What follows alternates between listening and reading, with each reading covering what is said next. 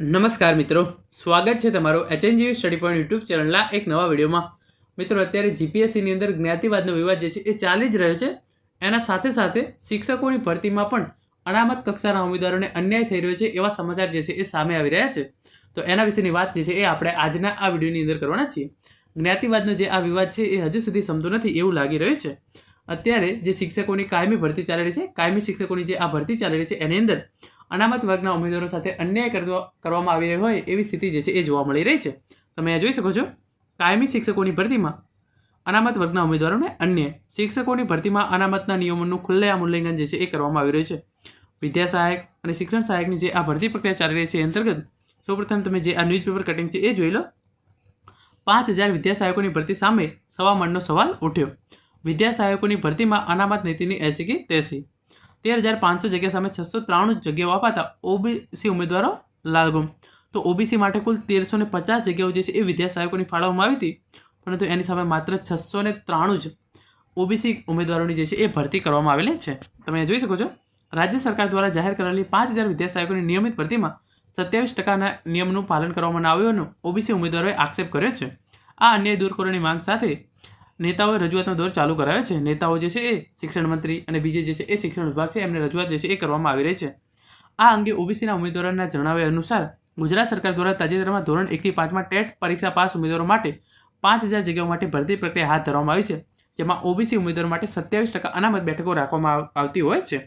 પરંતુ 5000 જગ્યાઓમાંથી માત્ર 700 જેટલી જગ્યાઓ બક્ષીપંચના ઉમેદવારોને ફાળવવામાં આવી છે, જેને લીધે ઓબીસીના ઉમેદવારોને અન્યાય થયો છે. વર્ષ 2024ની વિદ્યા સહાયક ગુજરાતી માધ્યમની ભરતીમાં ગત 12 તારીખના રોજ અન્ય માધ્યમની કોલમ અંદર જે માધ્યમ મુજબ ખાલી જગ્યાઓ જે ફાઇલમાં મૂકવામાં આવી તેની અંદર કુલ 5000 કુલ જગ્યાઓ સામે સામાજિક અને શૈક્ષણિક રીતે કમજોર વર્ગની જાતિની 27% અનામત મુજબ 1350 જગ્યાઓ આપવી જોઈએ. એની સામે માત્ર 693 જગ્યાઓ જે છે એ આપવામાં આવી છે. આ જગ્યાઓ આપી અનામતના ધારાધોરણનું સદંતર ઉલ્લંઘન કરાવે છે. આ જગ્યાઓ અનામતના ધારાધોરણ મુજબ આપી યોગ્ય ન્યાય આપવા માટે ઓબીસી ઉમેદવારો જે છે એ માગણી કરી રહ્યા છે. તો વિદ્યા સહાયકોની કુલ 5000 જગ્યાઓ છે. ઓબીસીની 27% અનામત પ્રમાણે 1350 બેઠકો થવી જોઈએ, પરંતુ એના સામે જે છે એ 693 બેઠકો જ ઓબીસી ઉમેદવારોને જે છે એ ફાળવવામાં આવી છે. અને એ લખ્યું છે પ્રમાણે શિક્ષણ વિભાગની અંદર ભારે દોડધામ. સરકાર દ્વારા નિયમ મુજબની ભરતી પ્રક્રિયા નહીં થાય તો ઉમેદવારો દ્વારા આંદોલન છેડવામાં આવશે તેવી ચેતવણી ઓબીસી ઉમેદવારોએ આપતા સરકારના શિક્ષણ વિભાગમાં દોડધામ થઈ ગઈ છે. આ વાત થઈ ગઈ વિદ્યા સહાયક ભરતીની. એટલેથી પૂરું નથી થતું. શિક્ષણ સહાયકની જે ભરતી ચાલી રહી છે ધોરણ 9 થી 12ની અંદર, એની અંદર પણ જે છે એ ભરતીના નિયમો પ્રમાણે જે છે એ ભરતી કરવામાં આવી રહી નથી.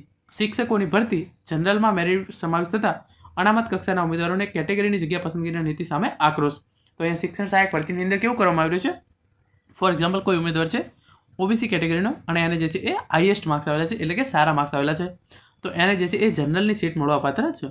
તો ઓબીસીનો ઉમેદવાર જ્યારે જનરલની સીટ મેળવે છે તો એને ઓબીસીની કેટેગરીની સીટ પણ જે છે એ ફાળવી દેવામાં આવે છે. એટલે કે ફોર એક્ઝામ્પલ, કોઈ ઓબીસીનો ઉમેદવાર સારા માર્ક્સ મેળવી અને જનરલની સીટ મેળવે છે તો આ સીટ જે છે એ ઓબીસી કેટેગરી તરીકે જ ફાળવવામાં આવે છે.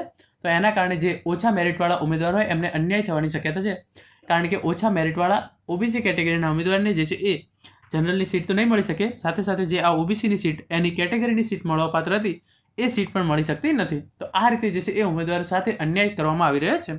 આના માટે આપણે જે છે એ યોગ્ય રજૂઆત કરીશું અને એના રિલેટેડ કોઈ પણ પ્રકારનું સોલ્યુશન આવશે તો એ મેળવવાનો પ્રયત્ન કરીશું. પરંતુ અત્યારે જે છે એ વિદ્યા સહાયક અને શિક્ષણ સહાયકની ભરતી પ્રક્રિયા ચાલી રહી છે, એની અંદર અનામતના નિયમોનું પાલન ન કરી અને ખુલ્લેઆમ ઉલ્લંઘન જે છે એ થઈ રહ્યું છે.